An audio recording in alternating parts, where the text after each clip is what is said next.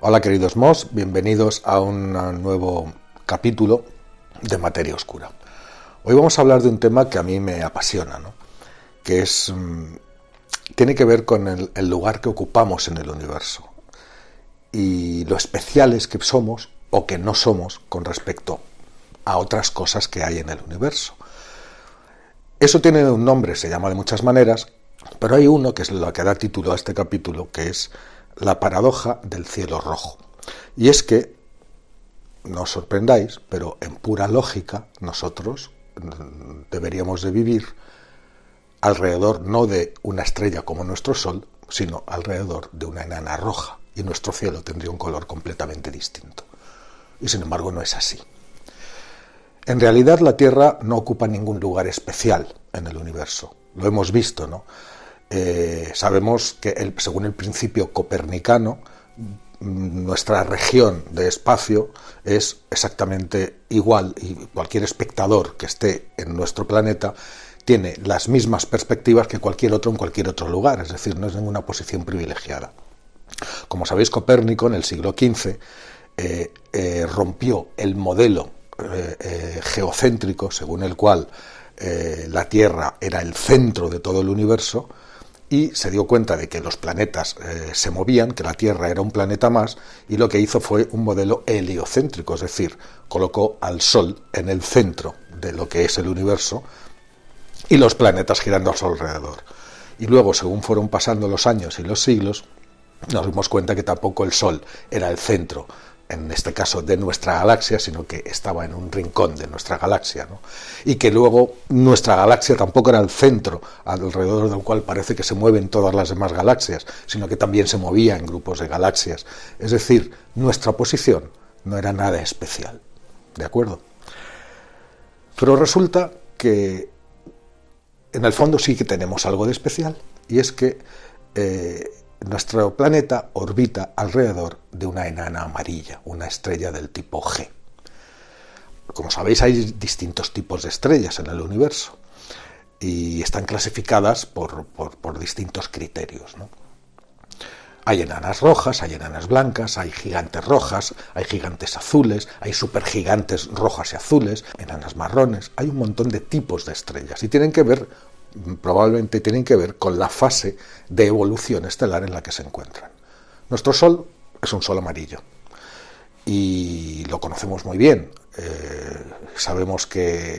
Conocemos bien sus características y sabemos que alrededor de las estrellas enanas amarillas o estrellas del tipo G, pues es posible la vida. El ejemplo somos nosotros mismos. La Tierra está alrededor de una estrella del tipo G, de una enana amarilla, y en ella hay vida, indiscutiblemente. ¿Pero qué sucede? Que es que entonces, según el principio copernicano, que no existe ningún lugar privilegiado en el universo, sino que todos, es como el principio de mediocridad. Ahora os contaré porque es buenísimo lo del principio de mediocridad. Es un corolario también de la paradoja de Fermi, de por qué no contactamos a nadie, ¿no? Esto de la paradoja del cielo rojo. Bueno, pues resulta que las estrellas amarillas parecen contradecir este principio copernicano. ¿Por qué? Pues porque son las menos abundantes. Es decir, ni con mucho las estrellas amarillas como nuestro Sol no llegan ni al 15% de las estrellas que hay en el universo. Son de otras clases, de otras familias. ¿Y cuáles son las más abundantes de todas? Pues resulta que son las enanas rojas. Entonces, si pensamos que un planeta como el nuestro, alrededor de una enana amarilla, ha encontrado las condiciones óptimas para tener vida, podemos suponer que alrededor de otras enanas amarillas también es posible, si están a la distancia adecuada, también es posible que la vida haya surgido. ¿Pero qué hay de las enanas rojas? Las enanas rojas resulta que son el 75% de todas las estrellas que hay en el universo y son muy distintas, muy diferentes a nuestro Sol. En estos últimos años, en estas últimas décadas, hemos descubierto multitud de planetas alrededor de enanas rojas. Planetas rocosos que se parecen, en cierto sentido, a la Tierra, a Venus, a Marte. Ahí tenéis, por ejemplo, sin ir más lejos, la estrella más cercana al Sol es una enana roja, que es un sistema triple, que es el sistema de Alfa Centauri, que son 3 estrellas. Y alrededor de una de ellas, Próxima Centauri, está un planeta muy prometedor, Próxima b, del cual se cree y se piensa que puede tener agua y puede tener condiciones para la vida. ¿Recordáis aquella entrevista que hicimos con Josep Anglada Escudé, que fue uno de los que los descubrió en el año 2016? Un poquito más lejos, Próxima b está a 4 años luz de distancia, es la estrella más cercana que tenemos, ¿no? Y es una enana roja. También el sistema que hay en TRAPPIST-1, que está un poco más lejos, a unos 50 años luz, pues resulta que también es una enana roja y tiene como 7 planetas que se parecen a la Tierra. Pero esos planetas parecidos a la Tierra encuentran alrededor de ese tipo de estrellas las condiciones adecuadas para la vida.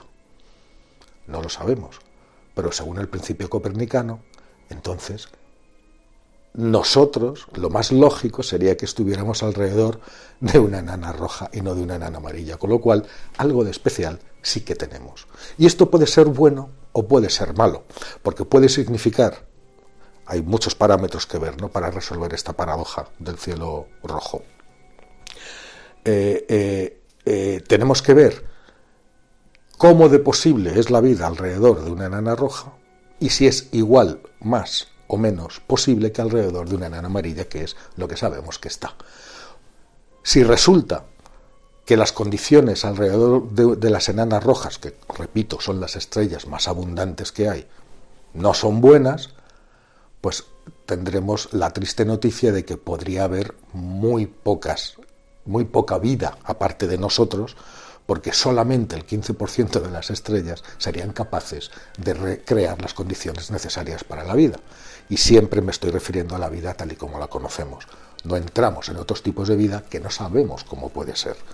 Hablamos de la nuestra. Bueno, la química las leyes de la química son iguales en todo el universo, los elementos químicos son los mismos, los principios por los que se rige la química son los mismos, y por lo tanto tendemos a pensar que si en algún otro lugar esa química de la vida se ha producido, pues será bastante parecida a como ha sido aquí. Puede haber factores diferenciales de forma, podemos tener, no sé, tener una forma diferente, pero en la esencia seríamos formas de vida parecidas, ¿no?, que es lo que decía Arzuaga hace apenas unas semanas en la entrevista que tuvimos aquí en Materia Oscura, que si hay extraterrestres ahí fuera, pues que serán parecidos a nosotros. Pero no vamos a entrar en eso. Vamos al tema de cuántos podría haber y si los encontramos. Y para eso seguimos con el principio copernicano y seguimos con las estrellas, con las enanas rojas, ¿no? Os he dicho que son las enanas rojas el 75% de todas las estrellas que hay, las amarillas como la nuestra no llegan al 15%, y que son muy diferentes. ¿En qué se diferencian? Lo primero, son más pequeñas, mucho más pequeñas que nuestro Sol. De hecho, las enanas rojas, que muchas de las que conocemos, apenas tienen un 2, un 3, un 4% del tamaño del Sol. El Sol es muchísimo más grande comparado con ellas. También son más frías, es decir, la temperatura superficial de estas estrellas es inferior a la del Sol. El Sol está alrededor de unos 6.000 grados y las enanas rojas pueden estar cerca de la mitad, entre 3.000 y 4.000 grados de temperatura. Por lo tanto, para estar en la zona habitable sabéis que es la distancia para que la temperatura del planeta sea adecuada para que haya agua líquida, es decir, entre 0 y 100 grados. Si no, el agua estará o evaporada, si está más cerca y más caliente, o congelada, si está más lejos y más fría. La zona habitable es donde puede haber agua en estado líquido, condición para la vida. Bueno, pues los planetas que alrededor de las estrellas rojas estén en zona habitable tendrán que estar por fuerza mucho más cerca de la estrella de lo que estamos nosotros, de la nuestra, porque la zona habitable está mucho más pegada a la estrella. Y eso tiene ventajas y desventajas. De hecho, las enanas rojas, a pesar de ser más pequeñas y menos brillantes y con menos calor que el Sol, son mucho más activas. Tienen una actividad con unas eyecciones de masa coronal, sabéis, esas tormentas solares que lanzan nubes de plasma al espacio, pues muy violentas, mucho más violentas de las que un Sol como el nuestro puede llegar a dar. Y se ha pensado que eso podría ser un problema para la vida. porque los propios planetas que están más cerca, como hemos visto, los planetas rocosos están más cerca de la estrella, los que estén en la zona habitable, pues se comen directamente todas esas emisiones de plasma y eso puede ser un problema para la vida. Pero resulta que para saber si hay mucha o poca vida ahí fuera, necesitamos saber qué condiciones de habitabilidad tienen las enanas rojas, para saber qué cantidad de otra vida puede haber, porque si demostramos que la mayoría de las estrellas que hay no son aptas para tener planetas con vida, las enanas rojas, pues entonces la vida ahí fuera será muy poca. Y sin embargo, si demostramos que sí, pues entonces la vida puede ser mucha. Más diferencias de las enanas rojas con nuestro Sol, su edad. Las enanas rojas son estrellas que pasan un tiempo gigantescamente largo en comparación al Sol en la secuencia principal. Las estrellas, según van naciendo, pasan en una pre-secuencia principal. La secuencia principal es el periodo durante el cual la estrella quema hidrógeno, que es el material más abundante del universo. El Sol está justamente en medio de su periodo de quemar hidrógeno, lleva 5.000 millones de años haciéndolo y se va a pasar otros 5.000 más haciéndolo y va a vivir en total unos 10.000 millones de años. Cuando se le termina el hidrógeno y la estrella sale, cualquier estrella sale de la secuencia principal, pues entonces empiezan a pasar cosas raras, porque los demás materiales que hay cada vez son más inestables. El hidrógeno es la forma más estable. Bueno, pues ¿qué pasa con las enanas rojas? Pues que se pasan en la secuencia principal, se pueden pasar no millones, miles, no unos pocos miles de millones de años como el Sol, sino incluso billones de años, es decir, cientos de miles y cientos de miles de millones de años. De hecho, de todas las estrellas rojas que conocemos, ninguna ha terminado su ciclo porque su ciclo vital es más largo que el tiempo que lleva existiendo el universo. Es decir, el universo lleva 13.700 millones de años existiendo y durante ese tiempo ninguna enana roja ha llegado al final de su vida. Sin embargo, sí muchas estrellas como nuestro Sol. O sea, fijaros, una diferencia fundamental. Y esto, si al final resulta que las enanas rojas sí que son aptas para la vida, eso significa que van a ser estables durante un tiempo infinitamente más largo de lo que lo es el Sol, o las estrellas amarillas como el Sol. Y eso quiere decir que la vida en esos planetas, si es posible que la haya, puede evolucionar durante un tiempo muchísimo más largo. Fijaros que nuestro Sol, igual que nos ha creado nuestro planeta y nuestra vida, pero dentro de 5.000 millones de años moriremos, estaremos todos muertos, porque la evolución del Sol le va a llevar a unas cosas que van a destruir la Tierra sí o sí, completamente. 5.000 millones de años. Alrededor de una enana roja, esa vida podría ser de 100.000, de 200.000 millones de años. Fijaros la diferencia, ¿no? Bueno, la cuestión es que estamos orbitando alrededor de una estrella, de una enana amarilla y no de una enana roja. Total, que aunque no deberíamos de considerarnos cósmicamente especiales, ¿vale?, resulta que sí tenemos una cosa muy especial, que es que estamos alrededor de un tipo raro de estrella, que a nosotros nos parece de lo más normal, pero no es de lo más normal. Las más normales son las otras. Entonces, un investigador de la Universidad de Columbia, Donald Keeping se llama, hace unos meses publicó un artículo sensacional sobre esta paradoja del cielo rojo y llegó a 4 posibles soluciones. O sea, esta paradoja se podría resolver de 4 formas distintas. Ni que decir tiene que la resolución de esta paradoja resulta de la máxima importancia, porque, como os he dicho antes, nos permite tener una pista de por dónde van los tiros a la hora de buscar o no buscar vida, a la hora de encontrar otras especies inteligentes ahí arriba, ¿no? Y, por ejemplo, esto ha sido muy utilizado, este tipo de análisis, por los investigadores del SETI, por ejemplo, que están intentando, o sea, esa es una de las razones por las que estamos intentando saber todo lo posible sobre las enanas rojas y sobre los planetas que tienen alrededor. Todavía no se ha llegado a ningún consenso, a pesar de que ya tenemos un buen puñado de planetas rocosos como la Tierra, alrededor de enanas rojas y en zonas habitables, es decir, donde teóricamente podría haber agua líquida, nuestra tecnología todavía no nos permite saber si efectivamente ahí puede haber vida o no. Esperemos que ahora con el telescopio espacial James Webb algunas de las preguntas que tiene que resolver son precisamente de este estilo, ¿no?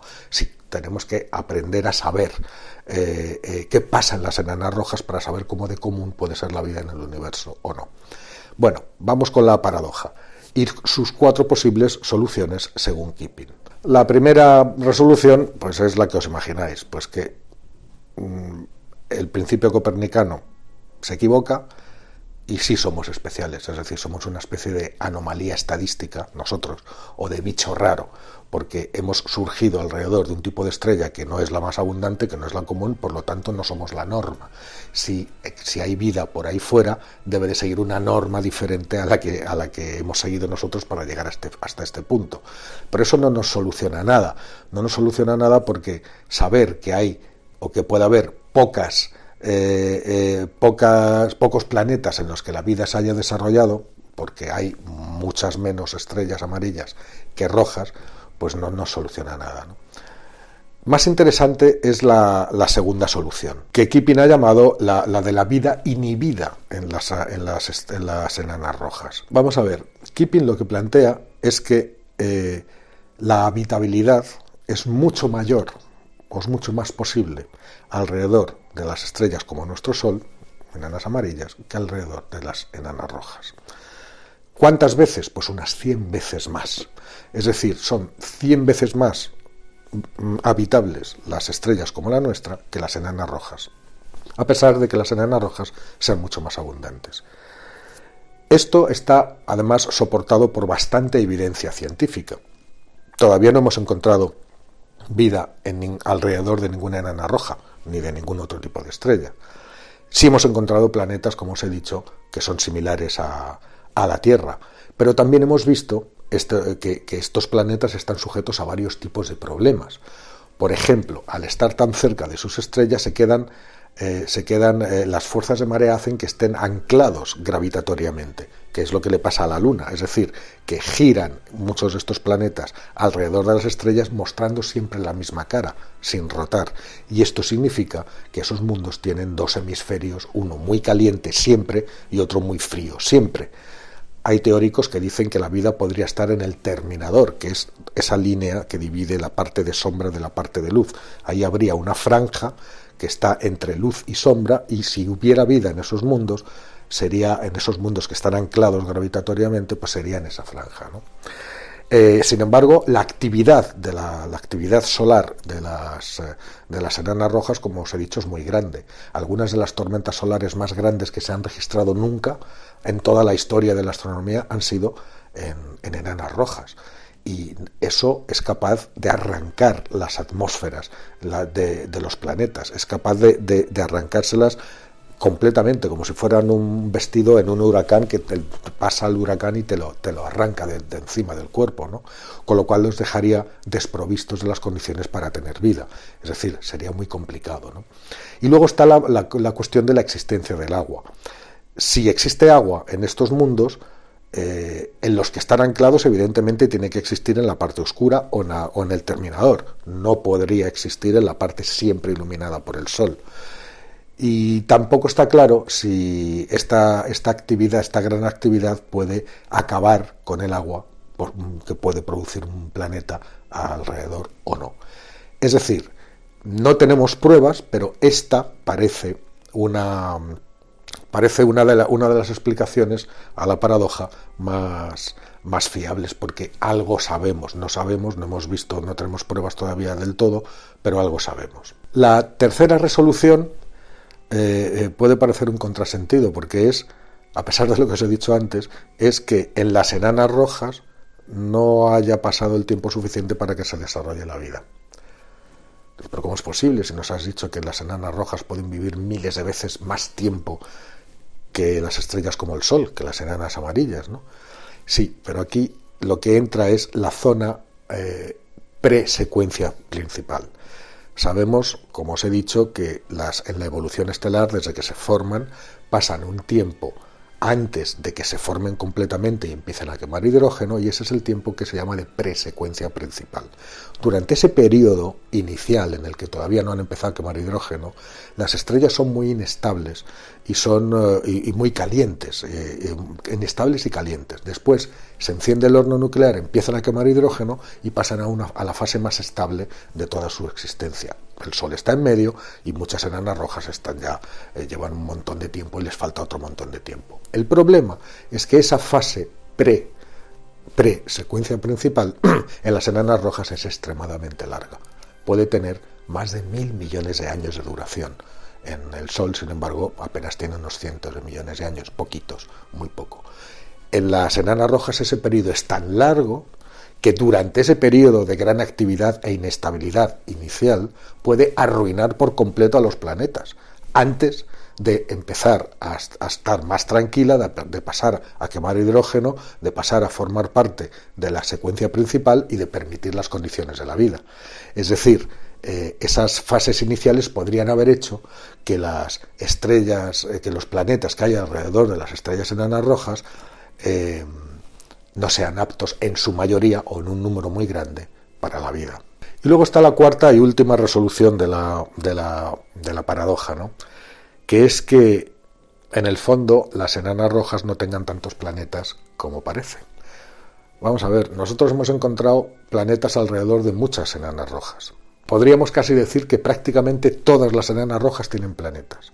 Y de todas las que hemos visto con planetas, el 16%, que son muchísimas, tienen planetas en la zona habitable, es decir, a la distancia justa para que haya agua en estado líquido, el 16%.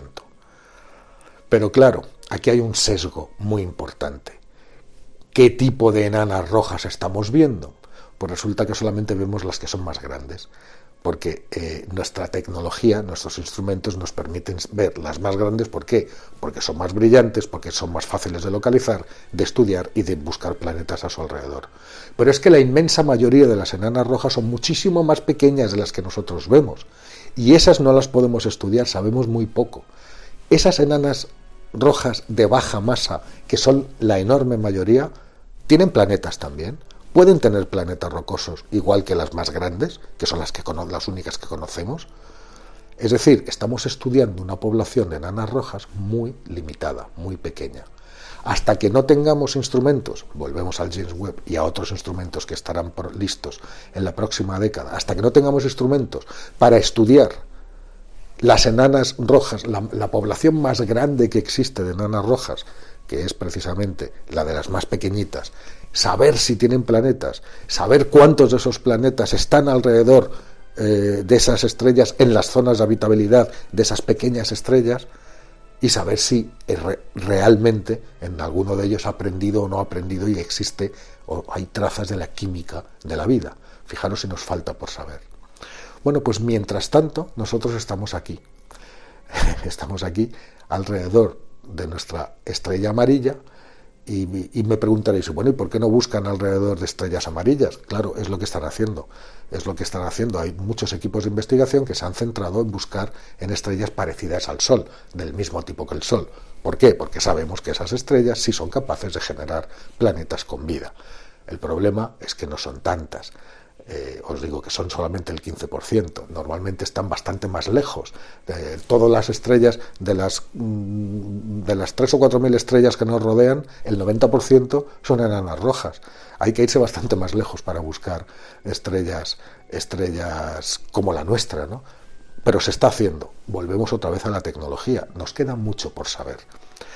Esto es muy importante porque aparte de esta discusión, digamos, filosófica de cómo de abundante puede ser la vida en el universo, resolver esta paradoja del cielo rojo nos puede ayudar o puede ayudar a los investigadores a seleccionar mucho mejor dónde es mejor que centren sus esfuerzos para buscar vida.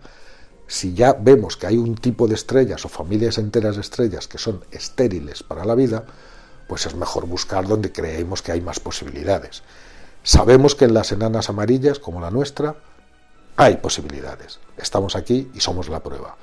Estamos intentando averiguar si en las estrellas más abundantes que son las enanas rojas, si esa posibilidad existe o no. Deberíamos de encontrar vida alrededor de una sola enana roja para que la respuesta fuera positiva y que entonces supiéramos que la mayoría de las estrellas que hay ahí fuera son capaces de albergar vida. Y eso nos daría unas perspectivas de que la vida es mucho más abundante de lo que nosotros nos podemos imaginar.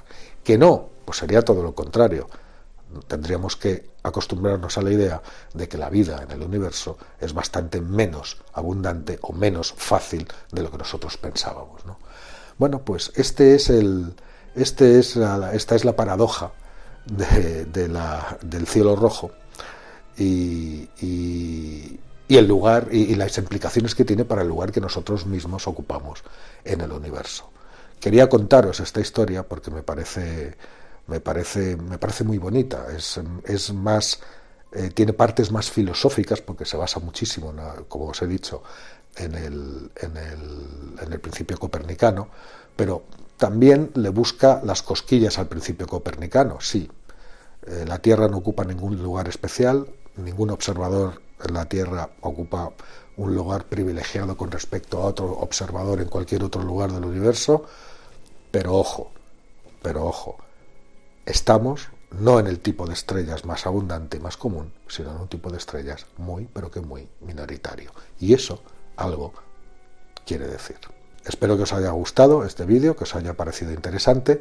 Ya sabéis, siempre os lo digo, suscribiros, darle a la campanita, mandarme vuestros comentarios, vuestras preguntas, ya lo sabéis que podéis enviarlas en vídeo. Y bueno, pues nos vemos el miércoles que viene y pues un abrazo a todos, somos Mo.